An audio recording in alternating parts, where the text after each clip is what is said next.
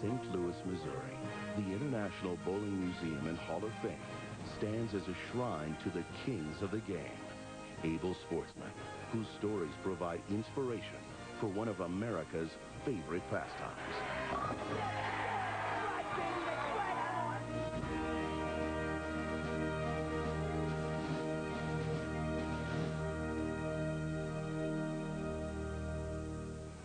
From balls to bag, shirts to shoes, pins to perfect games.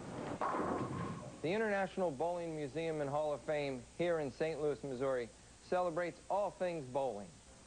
Ross' 7-10 split was magical, but the guy who routinely practiced the supernatural on the lanes was Andy Varipapa. Gaining worldwide recognition by knocking down intricate pin setups, Varipapa had more tricks up his sleeve than a shady CFO.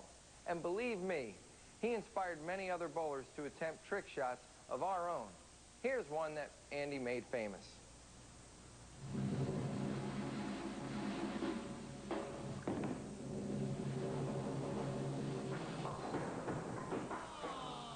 Hey, who oiled these lanes anyway? Excuses aside, these trick shots are even harder than they look, but somehow they were second nature to Andy Varipapa. Andy Varipapa's link to the sport of bowling is everlasting. Born in Italy in 1891, Varipapa sent his first ball rolling down the lanes of Brooklyn in 1904. Over most of the 20th century, Varipapa starred as both a trick shot artist and winner of 17 pro tournaments. But his path to the Hall of Fame was illuminated by his one-of-a-kind personality. Thank you very much, Andy. I'm going to see you next week right here, okay? Well, at these prices, I can't afford to stay away. He doesn't look like a superstar. He doesn't sound like a superstar. He's just a nice man who seems to be proud of what he's doing and very pleased that you're pleased with it, too. Oh, there's the great Andy Varipapa kick. He had this engaging smile, outgoing personality. Everybody loved him. What made Andy such an interesting person is his self-confidence, so to speak. You know, Andy was positive that he was the best bowler that ever lived, and I'm not sure that he wasn't. Joe, you're going to bowl the greatest bowler in the world.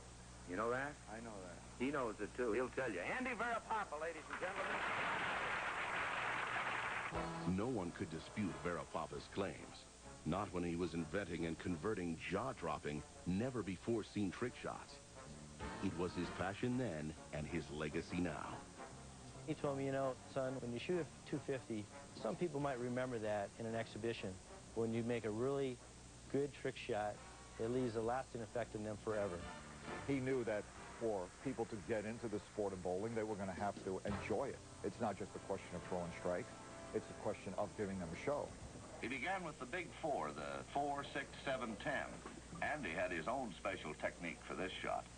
And he said he'd like to have the American Bowling Congress adopt it so we could all improve our averages. Then Andy showed us the Suddenly driver, a fellow who drives all over the road, even on the left-hand side. Along comes a fellow in a hurry to make a bowling date and cuts off the Sunday driver at the crossing. He did phenomenal things with a bowling ball, and to this day, I watch the shots that he made, and I don't know how he did it. I mean, I don't know how he was able to do the things that he did. He hits 1, 2, 3. Then he showed us his carom shot. He hits the first pin on the right, the next on the left, and the last on the right. There's one shot that doesn't matter how many times I tried it, I can never make it. He could kick it down the lane and send it all the way out to the right gutter and make it come all the way back to the left gutter. It may not have been the best looking trick that he did, but I could never kick a ball and get it to go where I would like it to go. Through the tunnel. Watch the last pin. I'm sure making these trick shots did not come second nature to him. I'm sure he spent hours and hours practicing them. Andy seemed to be at the right place at the right time and really loved it. And so when Hollywood decided that with so many bowlers all over the country, they ought to do some shorts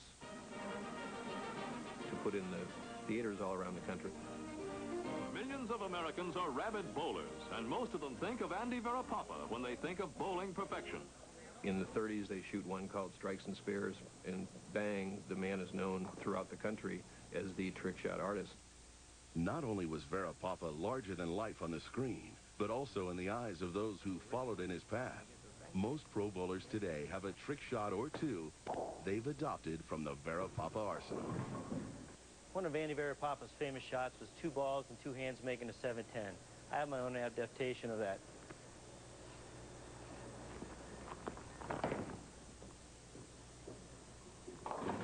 One of Andy's favorite shots was making the back road, the 7, 8, 9, 10. He always used to say, if anybody ever threw it slow enough to leave the back road, this is how they should make it.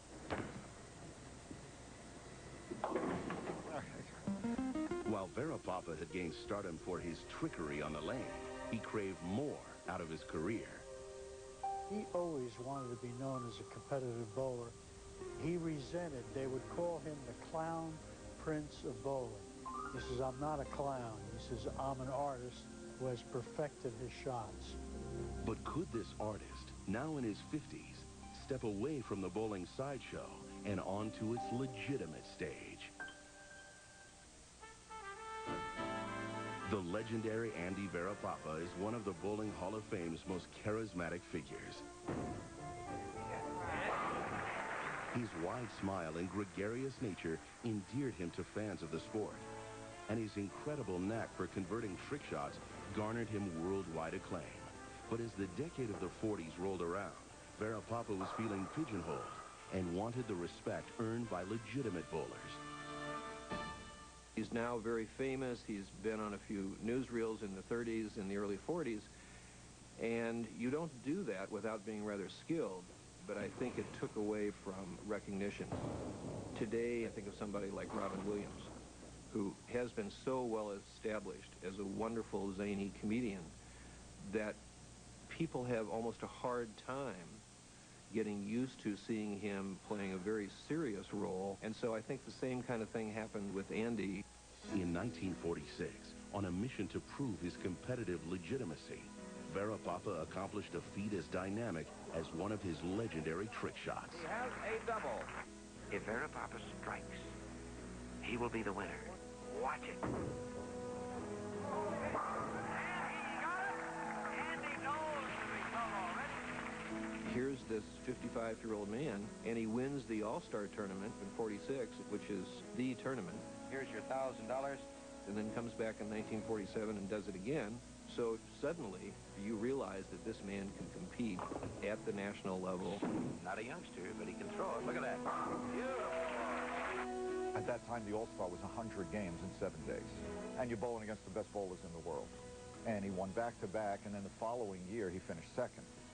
When they go look at the greatest achievements in sport, that wasn't listed in the top 100 is really annoying to me, because it would be like Jack Nicklaus at the age of 56 winning the U.S. Open back-to-back. And because bowling hasn't been looked at the way that it should as far as the sport goes over the years, that one wasn't even considered. But in the sport of bowling, I still consider that the best achievement ever. But Varipapa wasn't through stunning bowling audiences as he continued to hit the lanes even into his 90s. Practice makes perfect, and if you don't succeed in the first 30 or 40 years, stick to it. Something is bound to happen. He probably is in the Hall of Fame first because he was, for the middle of the century, a man who really made a difference in making the general public aware of the game. I take credit that I put the bowling business on the map. People will tend to see the trick shots, but when you look at his record, he's a Hall of Famer on the lanes, not just a personality. Let's give this great competitor a wonderful hand. Andy Varipapa.